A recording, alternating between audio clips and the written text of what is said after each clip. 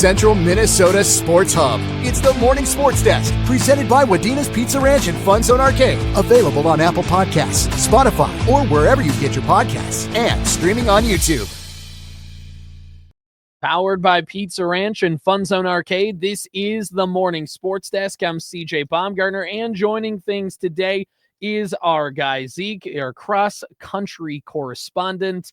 And Zeke, we got a lot of stuff to jump into because this is the last week of regular season cross-country. Is that crazy? Yeah, it's hard to believe where it's all gone. I think when the season started, we had like 30+ meets we were keeping our eye on and covering, and now we're down to the final handful. Today's the last regular season meet, if you want to call it that. Next week we're getting into conference meets, and the week after that it's section championships on the 23rd and 24th. So we're getting right near the end here. A lot of stuff that we're going to talk about. We're going to talk about that cross-country meet today in Perham that you're covering, and we're also going to talk about some volleyball in the broadcast schedule tonight. Browerville's new gym is opening, some storylines out of Long Prairie Gray Eagle. Section tennis starts today for girls tennis. There is so much stuff to talk about on the show. But before we get into all that, Zeke, we need to talk about the Pizza Ranch and FunZone Arcade in Wadena. There's a lot of stuff that's happening over there. Need to remind you that it is National Pizza Month, Zeke. So if you buy pizza, you get the 2 for $22 on medium pizzas, which, I mean, that's just a deal. If you're gonna be on the road, if you just need to swing by, grab some pizzas quick, 2 for $22 mediums, bam, that serves the whole family. You maybe even have a little bit of leftovers that you can take home and kind of use for work the next day. It's perfect. And on top of that, Zeke, Thursdays are wing night, which means that you get to enjoy chicken wings, boneless, traditional, the whole 9 yards. And Corey has advocated for it. I will advocate for it. The hot honey wings. 10 yeah, I haven't had those yet. I've had the popper pizza that they're just rolled out, but I haven't had the hot honey wings yet. Yeah, the big popper. Give us a review of the big popper. What do you think? Amazing. I'm a huge fan of cream cheese on anything. And cream cheese and chili sauce and pepperonis. I try and make my own kind of jalapeno popper pizza at home, and didn't hold a candle to what Pizza Ranch rolled out there. It's great. And by the way, if you don't need to order online because you just want to go eat at the legendary buffet, perfect. They have the country's best chicken. They have the mashed potatoes. They have the pizza. They have the breadsticks. They have dessert pizza. They have the ice cream machine. They got the soda fountain. And of course, they have the FunZone Arcade, which is full of games you can play until your heart's content. And you can just have a great time. You can redeem your points and tickets for prizes across the board.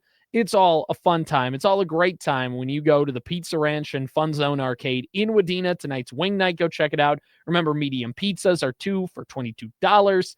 And you get ranch rewards in the Pizza Ranch app as well, or when you go in-store and buy. So the more pizza you eat means the closer you are to free pizza. Sounds like a good equation to me. That's more pizza you can eat when you get the pizza for free. More pizza is basically just my life motto. It's the Pizza Ranch and FunZone Arcade, proud sponsors of the Morning Sports Desk. Okay, Zeke, here we go. Big invite today. Tell us why it's such a big invite. Yeah, because it's Perham and Perham cross country. Everything that they do is always enormous. You look back to August when they had the Brave Like Gabe meet, and you look at today, which is just a kind of a regular season finale and just a celebration of all things cross country. Looking at the schedule here, the meet starts at 4:15 today with a girls mini might run. They've got a girls mini might, a boys mini might, a junior high girls and boys, a JV girls and boys. Then finally, right around 5:30 is when we start running the varsity. I think I saw on Facebook, I followed the Perham Cross Country Boosters Facebook page. They're expecting more than 1,200 runners there today, 26 teams, including a bunch of local ones, looking at who's going to be running there today. Barnesville will be there. We'll keep an eye on Cassidy Ratz and her amazing season she's been having. Bertha Hewitt going to be there in their final tune-up before Park Region meet next week. Brainerd is going to be there. Both Brainerd and Bemidji, kind of a big rivalry there for not just cross country, but for everything.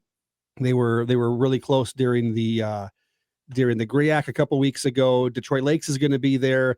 Fergus Falls is going to be there. They've got a whole bunch of state caliber runners, including Cassie Wellman on the girls' side.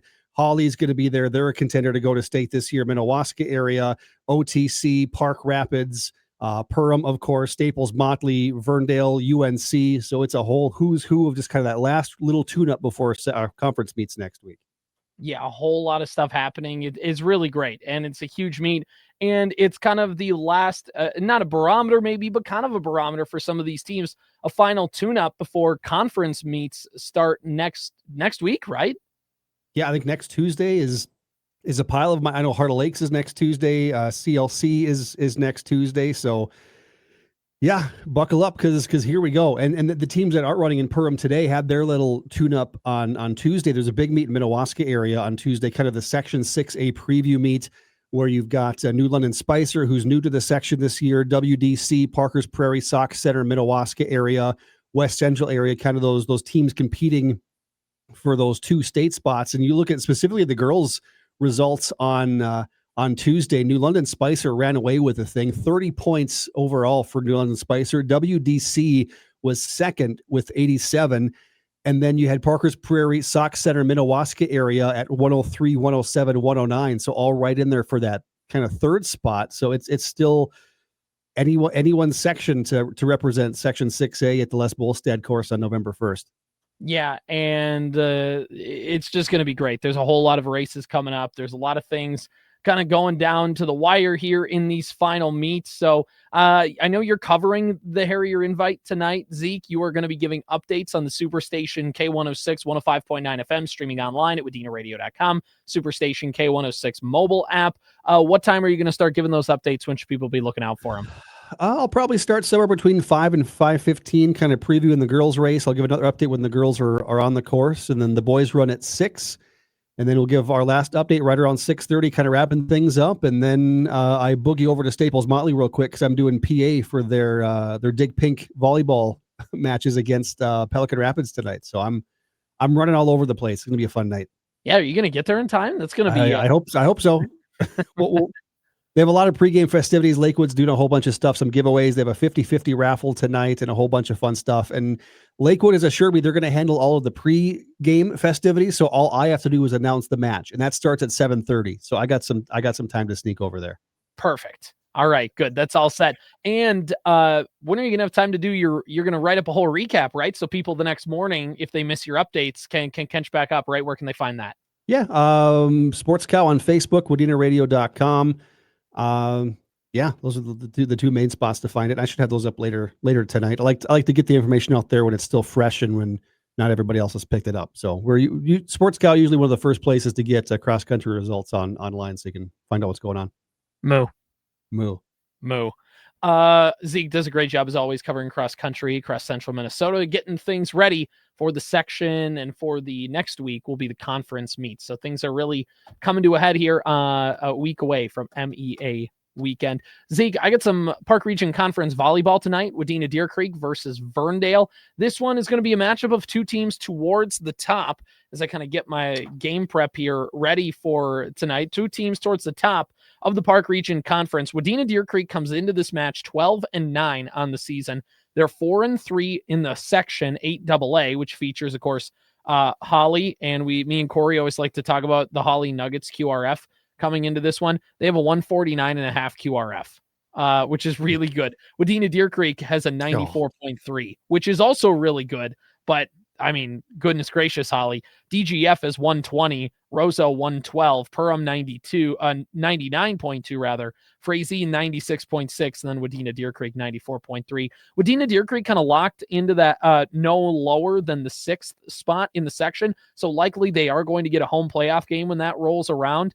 Maybe they could jump Frazee for that final spot. We'll see kind of as these last matches shake out. But in the Park Region Conference, Wadena-Deer Creek is 5-0, and they're in first place. And with a win tonight, Wadena-Deer Creek would, since they only have one more conference game after that, and everybody else in the conference has at least one loss, with a win tonight, Wadena-Deer Creek would for sure clinch a share of the Park Region Conference title, and Wadena-Deer Creek already the back-to-back Park Region Conference champions in volleyball. So trying to hang on to another PRC title there. The Wolverines are going to go on the road tonight where they are 5-2. They're 3-6 in neutral site games, 4-1 on their home floor. Wolverines are winners of 3 straight. They got wins over Bertha Hewitt, Barnesville, and Henning, all in straight sets after they lost to Holly on September 23rd in Holly. For Verndale, they're 6-13 on the season, 4-4 in the section, 3-2 in the Park Region Conference, 1-6 on the road, 2-5 at home, but they are 2-5 in neutral site games rather, but they are 3-2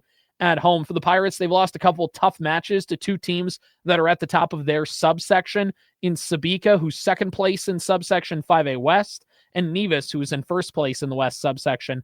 Both of those were in 4 sets as well for the Pirates. Otherwise, they're 2-2 in their last 4. They got victories over Pillager and New York Mills as well. This will be the penultimate Park Region Conference game for Verndale as well. They go to Monaga next Tuesday night for their schedule here. For Wadena, they got one more conference match, and it's New York Mills on Tuesday, and then they have a tournament in Moorhead, do the Wolverines, to wrap up the season. Verndale has a tournament in Underwood over MEA weekend to wrap up their regular season play as well. For Verndale, again, they are kind of locked into their section spot right now, Zeke. They are sitting at 5th in the section. LaPorte is just above them, although Verndale will play LaPorte on Monday, so there could be a chance to jump them and claim that tiebreaker. So they might be able to jump up to the 4th spot. That probably feels like as high as they'll go. Bertha Hewitt kind of hanging on with a 51.7 QRF in 3rd place. Sabika at 87.3 is locked into 2nd. Nevis is locked into 1st in the subsection with 101.8 in a wide open section 5A, especially in that West subsection. Taking a look at the Park Region Conference standings, Wadena-Deer Creek 5-0, Henning 4-1, Sabika and Verndale are both 3-2, Pillager is 2-3, Monaga 2-3, Bertha Hewitt 1-4, New York Mills 0-5 in the conference this year. We're going to have coverage on 101.7 FM, AM920 KWAD, also streaming online at wadenaradio.com/KWAD. 7 o'clock pregame, 7:15 first serve. Come check things out tonight. It's going to be great. I have a lot of awesome stuff on the airwaves, whether it's the cross-country meet, whether it's the volleyball game tonight. Should be a fun one. Zeke, I was doing some research real quick. You mentioned Holly's QRF at 149.5. I did some research. Where do you think Holly ranks in terms of everybody in the state, from single A all the way to 4A? Oh, where do you think Holly's QRF ranks amongst everybody? Oh, I'm going to say 4th in all of classes. They're down at 14, but still easily the best 2A. Yeah, Lakeville South is a 193.5. Would you look at Lakeville South, Delano, Chanhassen, Maple Grove, Marshall, Lakeville North, Cretin-Durham Hall, Egan, Rogers, Stewartville, Benilde St. Margaret's, East Ridge, Jordan, all these giant schools, and then comes Holly at number 14. My goodness, the Nuggets, defending Class 2A state champions, by the way, and the favorites not only to win Section 8 AA, but also to go back and repeat the darn whole thing shebang. Again. What a fun run for Holly. When you're in it, you're in it. So, it's insane. Insane. By the way, section volleyball playoffs, less than 2 weeks from today. In fact, it would be 2 weeks from yesterday.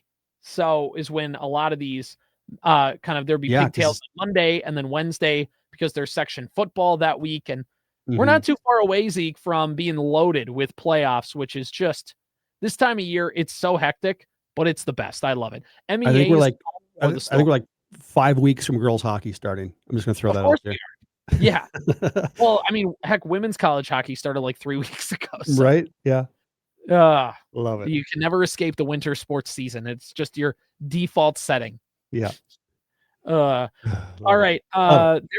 There's a whole bunch of other stuff that happened across the region. Let's first start with a cool moment in high school sports over in Browerville. We talked about it with Corey last week about how the gym is kind of taking shape and just about ready to be open. It had to get delayed at the last second, but courtesy of the Independent News Herald, they had a video yesterday of Browerville's new gym opening. And I want to find a way to get it up on our feed here, just so everybody can see. This was the scene in Browerville yesterday as they were getting ready to open the new gym. Again, this video courtesy of the Independent News Herald. Look at that, is gorgeous. They got the walking track, they got the bleachers, they got the pull-out bleachers for the students. Oh, look at that score! Look at that scoreboard. They got the scoreboard sitting up there. There's the little crow's nest. I mean, it looks awesome. It looks great. Well done, Browerville, Eagle Valley. That's going to be an awesome gym for many, many years. Exactly. Like you got the little student section right there along the baseline. You got the Browerville font. You got their big tiger head logo at midcourt, and it's awesome. That's a cool video that the Independent News Herald was able to snag there. And it's just really cool to get to see that gym open. That gym is always rocking. As a Bertha Hewitt alum and somebody who had to go there at least once a year for basketball, like that gym gets rocking, and I can't wait to see the vibe in it now that they kind of they get the walking track in there and they can kind of open it up a little bit. And just really, really cool. The facilities there at Browerville, whether it's their football field, the baseball and softball fields, or just the gym now, they have some really, really nice facilities. And they I know Peter Meyer over there and the whole staff do just a really great job of taking care of things. So it's really cool. I cannot wait for us to find a reason to go and cover one of their games there and go check out that gym, because that is awesome.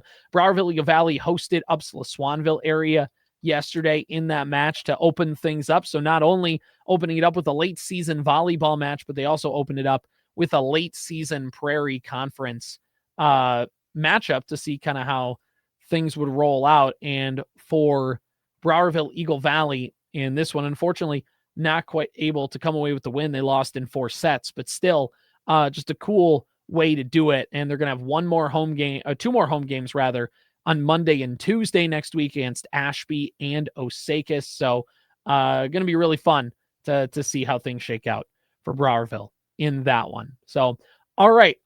There's some other stuff we got to mention in terms of high school football, as there was an announcement made earlier in the week by Long Prairie Gray Eagle Football that they were going to end their season prematurely with the final kind of 2 games of the season to go. They decided to pull the plug on the 2025 football season. There was a release put out by the football team and by the school as to kind of their plan and what they were doing here. It's a big, lengthy statement, so I don't want to read the entire thing, but I'll just kind of read you some of the highlights of it. They will be forfeiting their remaining varsity football games that are scheduled, starting on, this was back on Tuesday. Thunder football team will also not participate in the section playoffs. They will still do some JV games and things like that.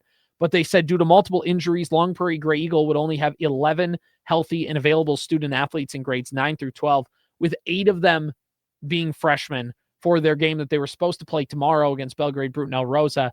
And it just is very similar to the situation Wadena-Deer Creek football was in a season ago, Zeke, where 100%. it's, you have kids that are out, season's not going your way, that happens, but then you just have injuries to upperclassmen, and it's not fair to pull freshman kids up who are not ready to go against 18-year-olds and have them just take their lumps.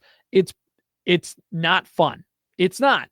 But it's the right course of action. Long Prairie Gray Eagle did the right thing.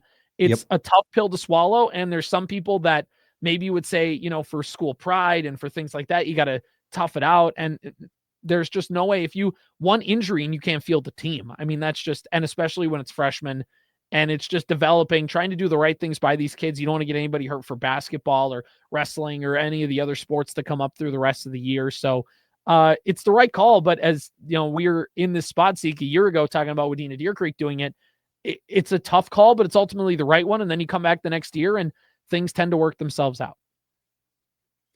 Yeah, 100%. And before Wadena-Deer Creek did it last year, we saw Frazee do this a couple of years ago too, where they canceled their entire season because they just didn't have the numbers. If you look, Pine Bacchus did it too. Yeah. So this isn't uncommon in this neck of the woods, and player safety 100% has to come before school pride, has to come before wins, has to come before everything. Because these, at the end of the day, I mean, student athletes are students and they're kids and they have a long future ahead of them. And is it worth them getting the brake speed off them by BBE this weekend for school pride?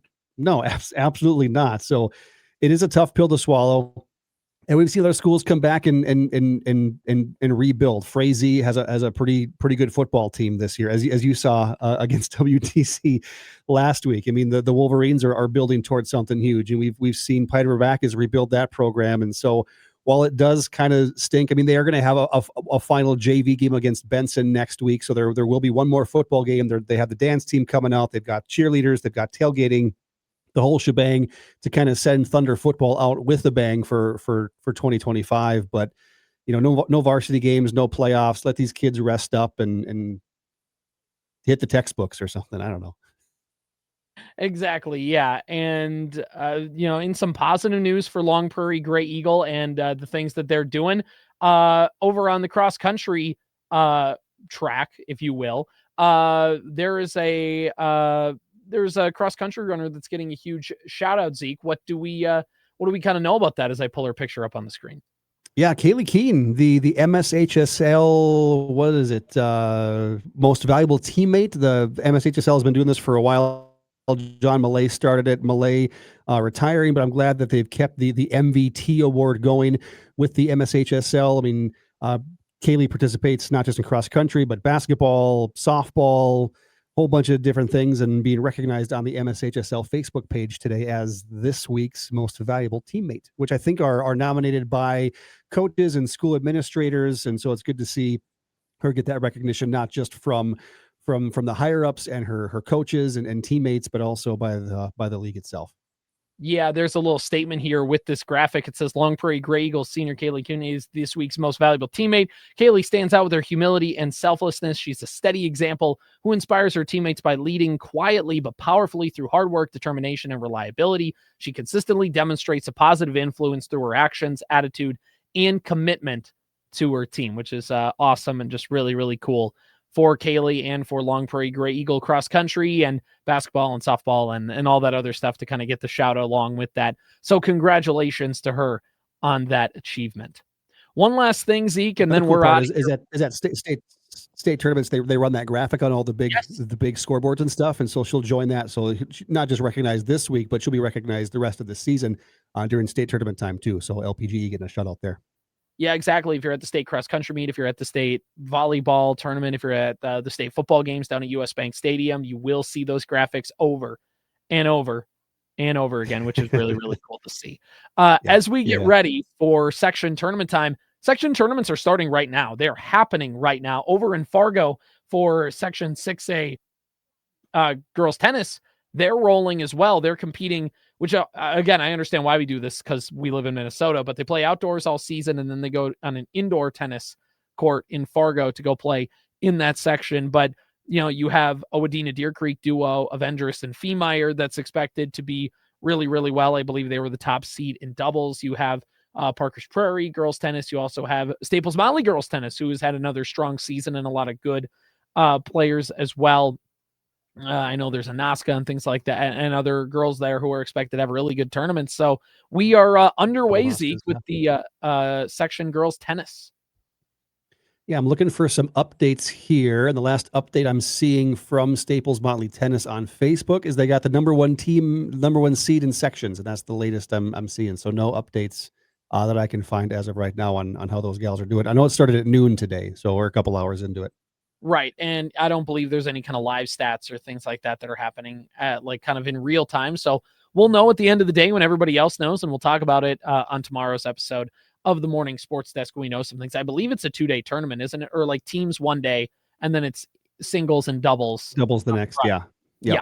So the team portion is today. Staples Motley, they didn't go as a team last year, but didn't they go 2 years ago, or was that the other way around? I can't quite remember. They had a doubles team go last year, I believe, or maybe it was two singles. There were a couple Cardinals down at state. I think it was a team 2 years ago. I think Nikki Paskowitz, the coach, led to state 2 years ago, I think. Yeah. Once again, I mean, the fall sports league for Staples Motley, it's just all systems go, man. So much going on. And in fact, there's like extra seating for the football game between Staples Motley and Pillager coming up. That's going to be huge. I heard there's also adding an extra concession stand with Tower Pizza in it, only available at that one. So make sure you know which one of the two has the Tower Pizza in it. Yeah, they're up in the press box like, having like a little pulley. He's going to just have like a picnic Right. basket with a rope. He's going to dangle it down and be like, somebody put it in here. We'll pull it up. Yeah, it's perfect because the press box in Staples is like it's overhanging the visiting team's bench. So we can just have the Pillager players come and bring pizza and we'll haul it up. I know there's a lot of excitement on both sides. I've kind of been monitoring the Staples school district side and the Pillager school district side, and Pillager is trying to rally as many fans as they can. They want to turn Staples into Pillager 2.0 on Friday, tomorrow night. Are you having Tyler on tomorrow night? Yeah, tomorrow? Tyler will be on tomorrow's Okay. show. So I won't dig into it too much, but man, this is give us your quick one sentence kind of give us your little soapbox. We already got you. This is the must pay attention to game in the entire state of Minnesota tomorrow. Two teams tied for number 2 in the state, with a lot of seeding implications going on. Are they going to rematch potentially in the section tournament, or the loser of this one will probably have to go through number 1 seed Holdingford, because Holdingford is number 1 in QRF, number 1 state rankings, number 1 Holdingford, number 2 Staples Motley, number 2 Pillager, all in section 6-2A. So an incredibly difficult section to come out of, because you've got to go through probably Pillager again. And if you're not going through Pillager, you're going through Osagas, and they're number 10 in the state. And then you're going to have to go through Holdingford just to get to the state tournament. So this is a huge game for both teams, just depending on how seeding goes. If one team blows the other team out, maybe they pass Holdingford in total QRF, and then they've got the home field advantage throughout everything. And a lot of implications with tomorrow night's game, but it's going to be a lot of fun. Anytime two big rivals that are 20 minutes away get together, it's going to be. Pillager travels well. They're going to send a lot of Huskies fans to Staples Motley tomorrow.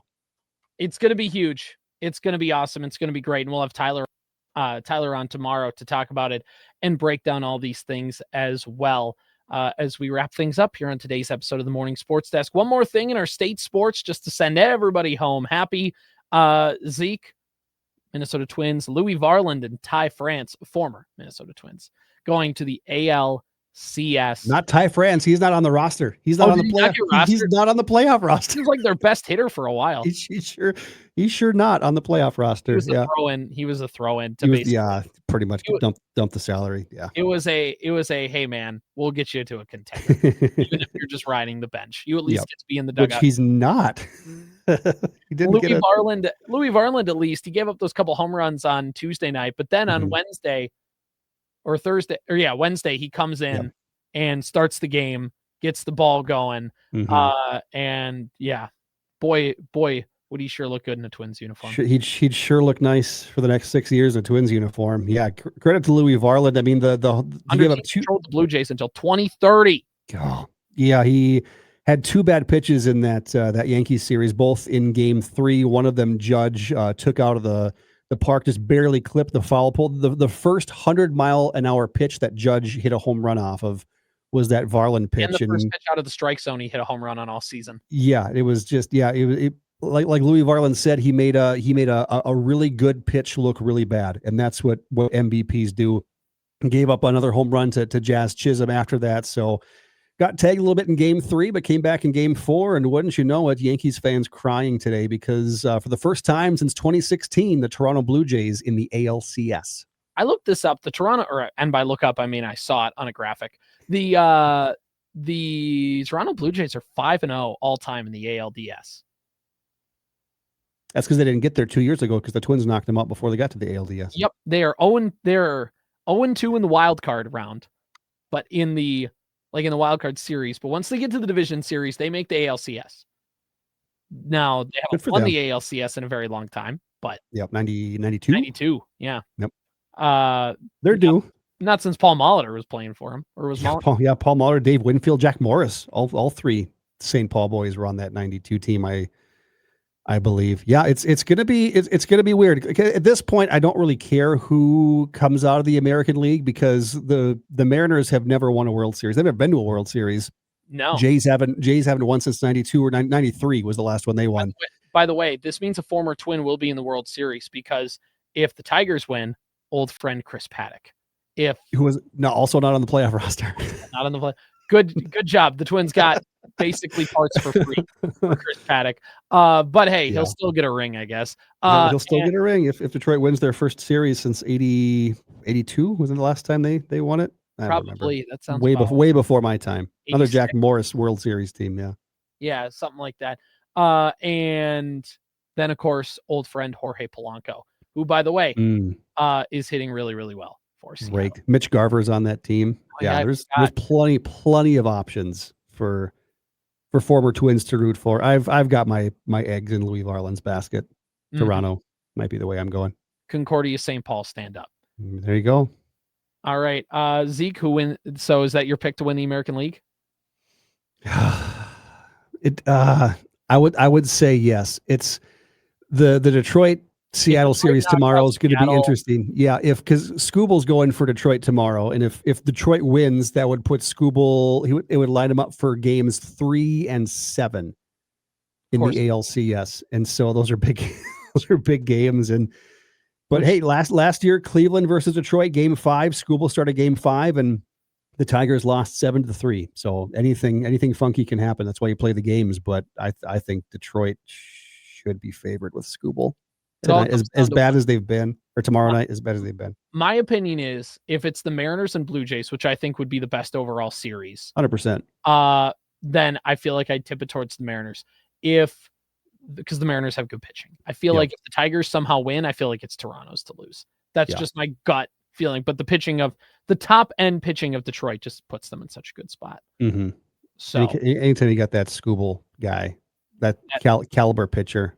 Unless, of course, it's Johan Santana. You don't want a playoff game for 20 years. Then, well, it's all right. At least in game 2, you could start Francisco Lirion. No. Now I'm sad. When do the Wild start, Zeke? Tonight, 7 o'clock. Tonight, yeah. Puck drops at 7 o'clock in St. Louis. The start of the 2025 season. Home opener at Treasure Island Arena or Grand Casino Arena. Which one is it? Grand Casino. Grand Casino. Oh no, I've been calling it the wrong thing on the radio for a couple days now. Grand Casino Arena. I just thought you were making a joke. No, I legit didn't know. They're playing at the hockey building in St. Paul. They open against Columbus on Saturday, but St. Louis tonight. Northern Lights Casino Arena. There you go. One of those casinos in the area. It's Seven Clans Casino Arena. There you go. Yeah, it should be a good one tonight. St. Louis and Minnesota, 2 teams fighting for those final playoff spots. I think they got the final playoff spots last year. They did. A lot of big storylines for Minnesota. Kirill, fresh off that deal, they extended Gustafson to a 5-year contract this week. Also, you get a full season of Zeke Fuhrman on the blue line. Everybody should be back and healthy except Matt Zuccarello, who's starting the season injured. But Spurgeon starts the season healthy. Faber's on that blue line. Foligno's back and healthy. The Wild should be all right tonight. Yeah. Zeke, any big inclination? I know everybody's talking about this. Everybody's kind of up in arms about the Kirill Kaprizov extension because now McDavid signed an extension, Eichel signed an extension, and the numbers aren't quite as big as what Kaprizov's was. I don't know what your opinion is, Zeke, but my uninformed hockey opinion is, who really cares, man? You extended your best player. Does it really matter? Yeah. Yeah, it goes back to the Joe Mauer example I gave a couple weeks ago. You're darned if you do, and you're darned if you don't. And they signed up the franchise's best player ever to an 8-year contract, and I think that's fine. And the one thing that Bill Guerin has shown he has the ability to do is to find good players, depth pieces around contracts, because we just got rid of the Parise Suter contract. The Wild have made the playoffs a handful of years, haven't gotten out of the first round, but hey, they get to hang that playoff appearance banner. Very much with Parise and Suter either. So exactly, yeah. So it goes all the way back to those, and he finds those diamonds in the rough, and he drafts guys like Zeke Fuhrman, and he brings in guys like Brock Faber via trade, and he's able to maneuver that. And as long as Kirill Kaprizov can stay healthy, which has kind of been his big knock, as he misses a lot of time because he is an undersized guy, and he gets knocked around by opposing players, because if you knock Kirill Kaprizov out of the game, there's a good chance that you're going to win that game if number 97 isn't out there. And so I think it's fine. I mean, Connor McDavid signed a team-friendly deal to stay in Edmonton, and it was also only a 2-year deal. As two-year deal, 13.5. Yeah, the Jack Eichel deal, which was also more years. Better get some players around. Yeah, Jack Eichel also an 8-year contract. Yeah, Jackson Lacombe, former Gopher, signing an 8-year contract with the Anaheim Ducks. And so it's just kind of, if you've got the talented guy and you know that it's your guy, lock him up and go into win now mode, and you can kick the contract down the road as the Wild did 13 years ago with Parisi and Suter. And the good news, it's only an 8-year commitment with Kirill versus the 13 with Parisi and Suter. Exactly. And the other thing is, it's not my money, so who cares? Exactly. Morning Sports Desk. Craig Leopold can spend all the money he wants. Morning Sports Desk, powered by Pizza Ranch and FunZone Arcade in Wadena. Powered by Wadena's Pizza Ranch and FunZone Arcade. Follow the Morning Sports Desk on Apple Podcasts, Spotify, or wherever you get your podcasts. And watch every show on YouTube.